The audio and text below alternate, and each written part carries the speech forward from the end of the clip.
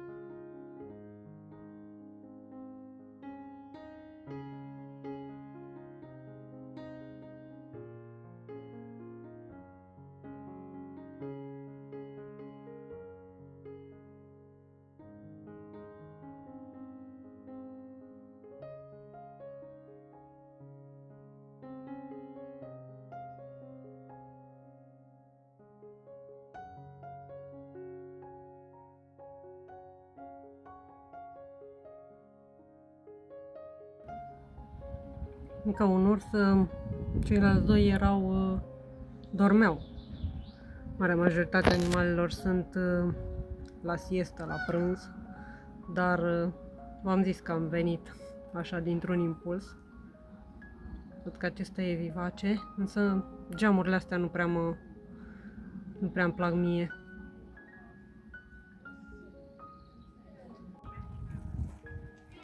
Sunt așa albicioase și nu prea se vede mare lucru.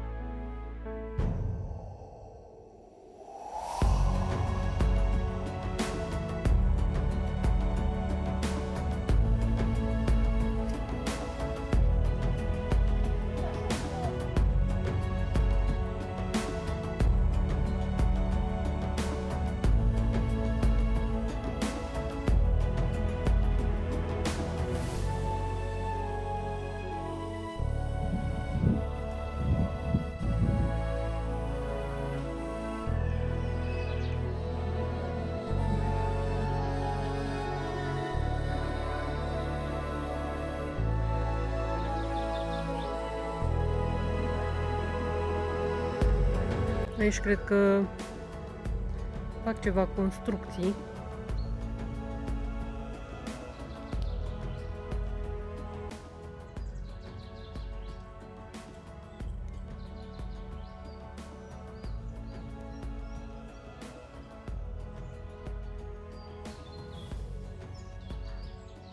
Oaia țurcană și calul pitic.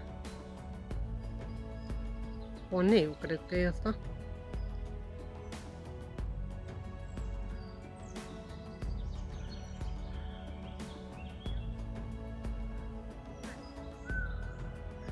Ce muflonul, dar e tot un ponei, ceva negru. Muflonul știu că e o oaie.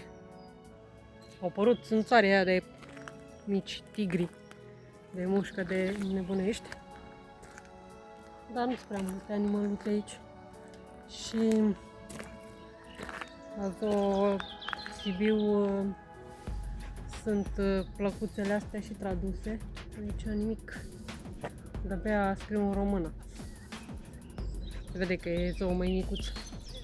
Însă au 5 urși. Și mai mulți. La Sibiu mai sunt 2. Și e frumos aici.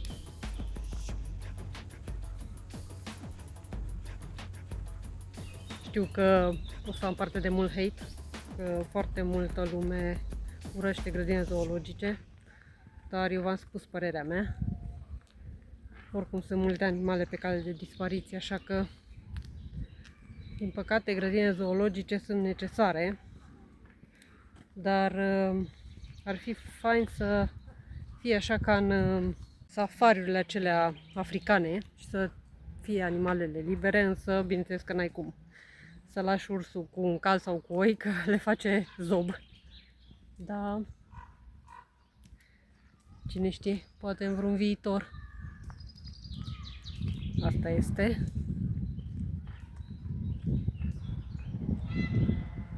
Nu e chiar foarte mare zoul ăsta. Mă așteptam să fie mic, dar nu atât de micuț. Oricum mai e și mai încolo. Dar zicea domnul acela de la intrare că în maxim o oră o să îl vizitez pe tot, că nu e mare lucru de el. Mi-a plăcut intrarea acolo, însă parcarea foarte mică. Foarte, foarte mică, la fel ca și zoo.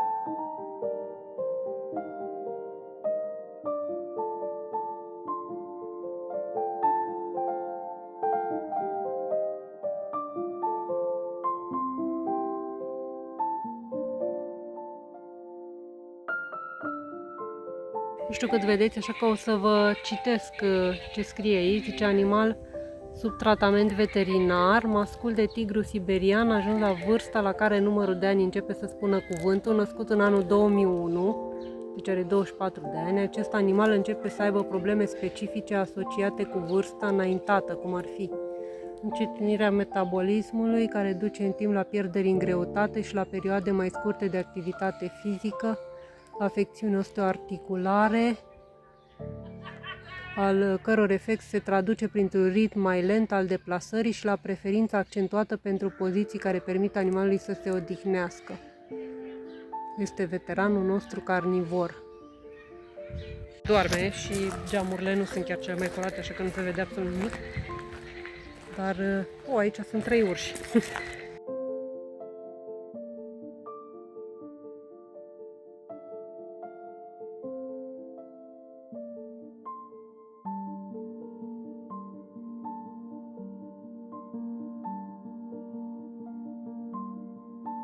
Știu că aici a fost mușcat un turist de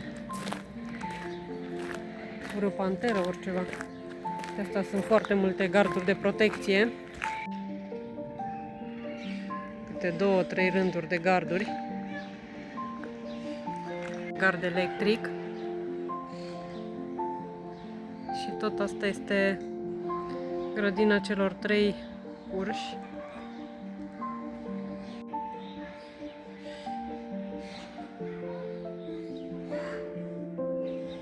Asta este toaleta.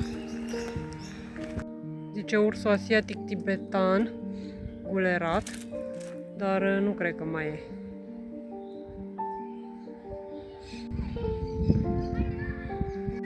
Incinta unde se ține mâncarea animalelor. Și aici parc pentru copilași.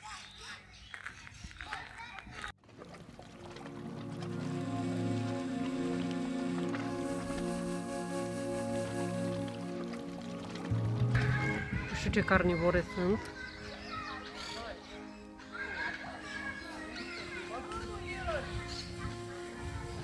Cât e de mare toată chestia asta? Probabil e ceva mai mare. Tot vreun urs, ceva. Sunt cai.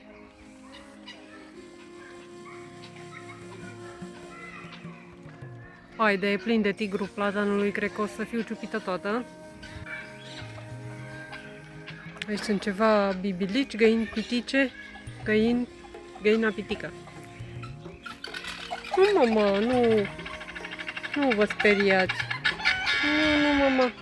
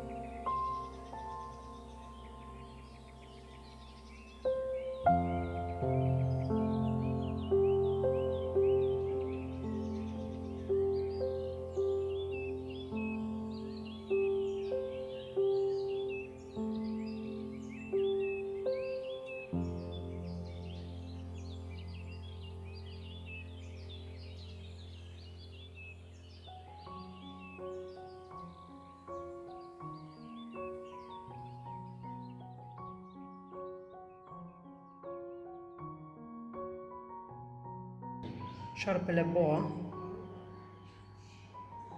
Și Miche. Asta cred că e pui ceva. Aici arățuște.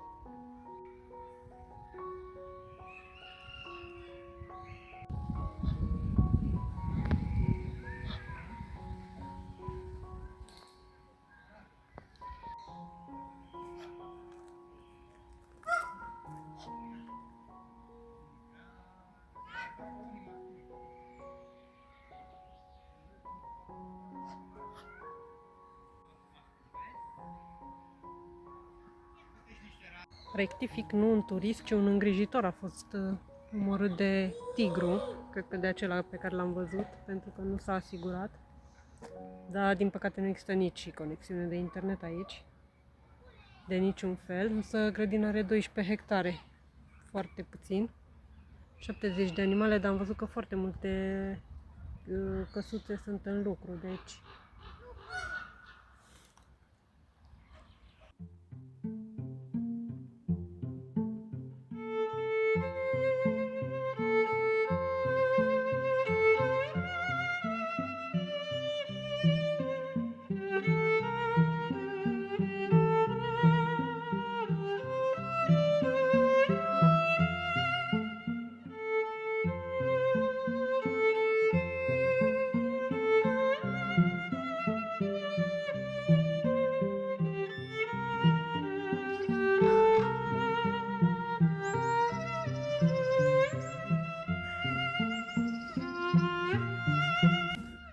Foarte mic zoo acesta, e deja 2:30, așa că am stat mai mult pe acolo și m-am plimbat pe aleile acelea. Am văzut că multe din căsuțele acestea erau în construcție, deci mă gândesc că vor mai face, dar nu prea ai acces așa la toate animăluțele. Asta e. Din păcate nu e nici conexiune de internet, dar o să vă las link-ul de la grădina zoologică în descriere, dacă vă interesează să veniți să vedeți. Da, comparativ cu Zoo Sibiu este mult mai mic. Ziceam că pavianul acela, ați văzut aici la intrare, are 2 cuști destul de micuțe, nu sunt decât 4, 2 într-o cușcă și 2 în alta, dar la Sibiu sunt mult mai mulți. Și da. Da, una peste alta mi-a plăcut pentru că cel puțin am avut o ieșire de 2 ore. Acum trebuie să mă duc la dentist să explic că încă mă mai doare dintele după toate operațiile posibile, ceea ce nu e normal. Sper să nu fie nimic grav. Da, aici se încheie incursiunea noastră la Zoo Pitești. Mâine o să merg la țară, deci nu cred că voi mai avea timp să merg în alte părți. Sâmbătă am văzut că plouă, deci da, cam asta este. Dar o să merg la Sibiu și sper să merg prin câteva zone din jurul Sibiului. Asta am în plan. Vreau să merg la Târgu Mureș, la zoo, pentru că acolo este zoo mult mai mare și foarte multe animale, dar o să vedem. O să vedem, că sper să fie frumos acum că vine vara, totuși. Sunt 22 de grade, destul de mult. Așa că, dacă v-a plăcut videoclipul, știu că o să am mult hate, că de obicei când vizitez grădinile zoologice mi-au mult hate, dar asta este. Accept. Dar dacă v-a plăcut videoclipul, dați un like, un subscribe și ne vedem într-un clip următor, pe data viitoare.